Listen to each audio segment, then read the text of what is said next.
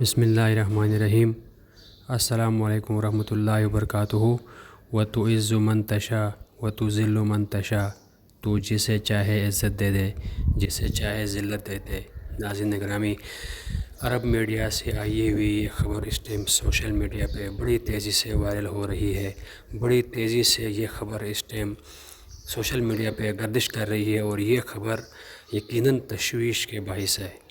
سعودی Arabia government حرمین شریفین کے جو انتظامیہ ہے ان کی طرف سے یہ خبر شائع کی گئی ہے کہ اس مرتبہ عازمین حج جو سعودی عربیہ آ جائیں گے، اور ان کے لیے ایک خصوصی پیغام ہے جو سب عازمین حج نے اپنے پاس ضروری نوٹ کرنا ہے۔ بتایا جا رہا ہے کہ انہوں نے بتایا ہے کہ عازمین حج میں سے جو بھی وہاں کے قوانین کی، وہاں کے نظم و ضبط کی خلاف ورزی کرے گا، اس کے اوپر 10,000 ریال جرمانہ ہوگا، اور ساتھ ساتھ یہ بھی بتایا جا رہا ہے کہ 10,000 ریال ان کے اوپر جرمانہ ہوگا، اور ساتھ ان کو اسی ٹائم ڈپورٹ بھی کیا جائے گا۔ اور اللہ نہ کرے کہ کسی حاجی کے پاسپورٹ کے اوپر اس طرح کی مہر لگ جائے کہ وہ وہاں سے بے دخل کیا جائے اس کو، اور اللہ نہ کرے اس سے یہ مقدس فریضہ چھوٹ جائے۔ اس لیے تمام عازمین حج سے یہ گزارش کر رہے ہیں کہ وہاں کے انتظامیہ کی طرف سے جو بھی اصول ہیں، قواعد ہیں، ضوابط ہیں، ان کو